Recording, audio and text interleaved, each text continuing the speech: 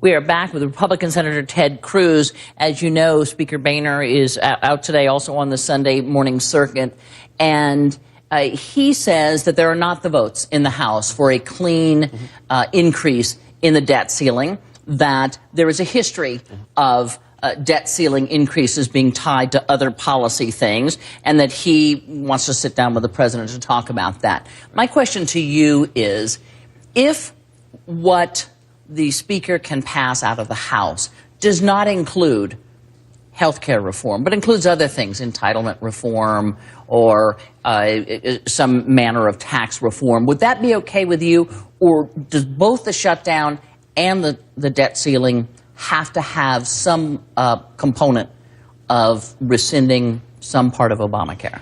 Look, I think the Speaker is exactly right. And I commend his leadership, because the House of Representatives has been listening to the American people. And what House Republicans have been doing consistently throughout this is trying to resolve this matter. I mean, they've been passing bill after bill to fund vital priorities of the government. And the Senate Democrats, there are 8 bills piled up on Harry Reid's desk that he won't allow a vote on. I understand that and heard you say that. But the question is, does some part of health care reform repeal in some way have to be attached to a debt ceiling for you to approve of it? Look, as I said, I want to worry about the debt ceiling after we get through the CR. My view is, what does Congress need to do now, whether it's the CR or the debt ceiling, is we need to prevent the millions of people who are losing their jobs, who are being pushed into part-time works, who are facing, you know, for a young, healthy 30-year-old male who's single, recent studies showed that under Obamacare, he's going to face health insurance premiums going up 260%. You know, Senator we need Cruz, to address that. If this is more than anecdotal, if this is a widespread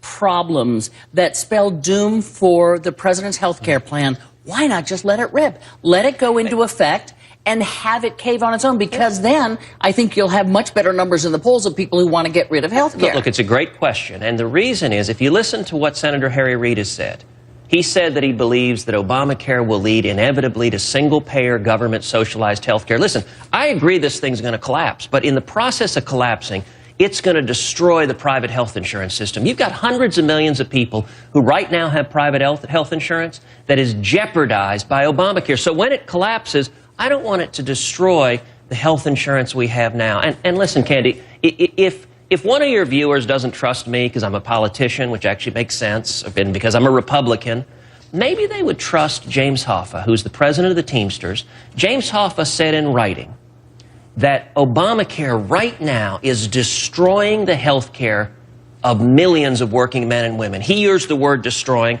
I agree with Mr. Hoffa. Because he wants a subsidy for collective union bargaining health care benefits. I mean, let's be clear. What he's saying is that his workers are at risk of losing their health insurance. And that same thing is true. It's why UPS, just a few weeks ago, sent a letter to 15,000 employees saying you're losing your spousal coverage. All of your husbands and wives are losing the health insurance they have right now.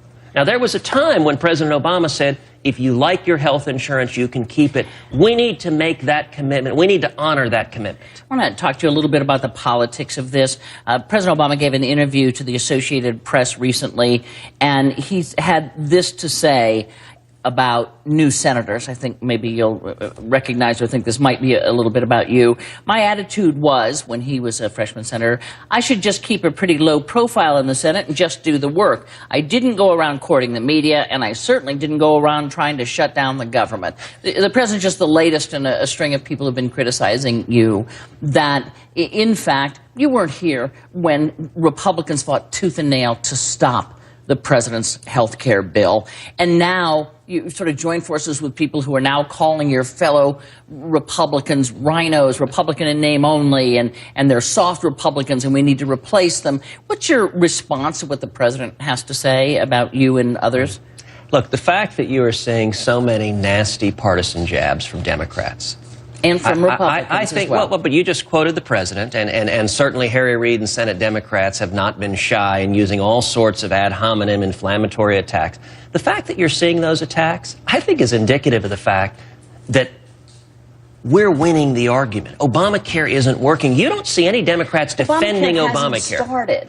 But the harms have. People are losing their health insurance right now. That is because of Obamacare. People are being pushed into part-time work right now. That is because of Obamacare. And your Republican colleagues agree with you on that.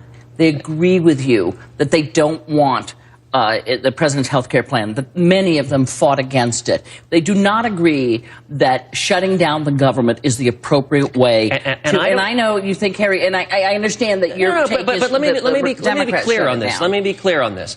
I don't support shutting down the government. I've said that throughout. And if you want to focus, as I think you do, on areas of bipartisan agreement, a week ago, the House passed a bill funding the men and women of our military. Right. The Senate unanimously passed it. But then the House has passed 8 other bills funding things like our veterans, funding things like the national parks, and Harry Reid has killed them. Now, let me be clear, because it's important to understand.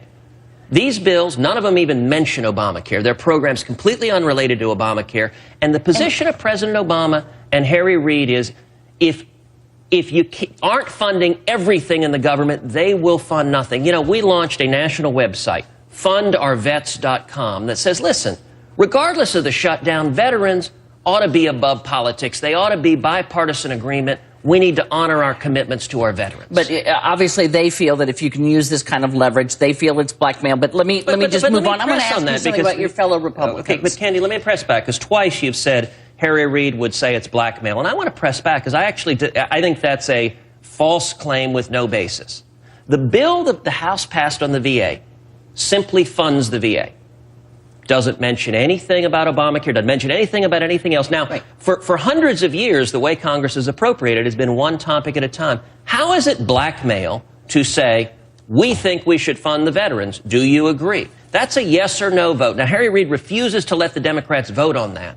But how is it blackmail to say, we may not agree on everything, but is there anything we can agree on? We ought to agree on supporting our veterans. Do you think you've hurt the Republican Party brand? Not remotely. But I also think far too many people are worried about politics. Listen, if we worry about what is impacting the American people, the politics will take care of itself. The politicians that are gazing at polls, there is a reason why the most common sentiment across this country is that politicians in Washington aren't listening to us. There's a reason why Congress has 10 to 15% approval rating, because in both parties, the politicians in Washington try to maintain their power instead of listening to the American people. But again, you know, you can listen to various portions of the American public, and we've seen poll after poll showing indeed that Americans are split about the president's plan. But in the portion of people that don't like it, includes a portion of people who do want single payer, who think it doesn't go far enough. It is existing law that you are trying to overturn. Why not just get out there and win elections and overturn it with a Republican Senate and a Republican House and a Republican in the White House, instead of shutting down the government, which I think you would concede hurts people who had nothing to do with Obamacare? Listen, we did have an election, and Republicans won a majority in the House of Representatives. And the Constitution gives the House of Representatives the principal responsibility for appropriations, for spending. There was a press conference last week where Harry Reid said, who is John Boehner to decide what our priorities should be in spending? Well, he's the Speaker of the House, and the Constitution gives him that authority. Now, there was also a press conference that I know you're familiar with, in which a reporter from CNN, Dana Bash, asked him about the NIH funding for the National Institute for Health, and said, if you can save one kid with cancer, isn't it worth doing it? And his response, he said, why would I care about that? And then he proceeded to lecture and insult her. Now listen, Dana, as you know, is not some right-wing kook. She was doing her job, and the response from the Democrats was, how dare you question us? We're going to shut down everything, and we don't intend to budge. That's not a reasonable position, Ken. I got to close it off there. I really wish we had more time. I hope you'll come back. Dana Bash, by the way, is a big girl, and she's just fine. But thank you very much for joining us. We appreciate it, Senator Ted Cruz. When we return, our panel on this week's winners and losers. Also, Saturday's U.S. military raids against terrorists in Africa, and whether they'll give the president a little more leverage for his domestic agenda.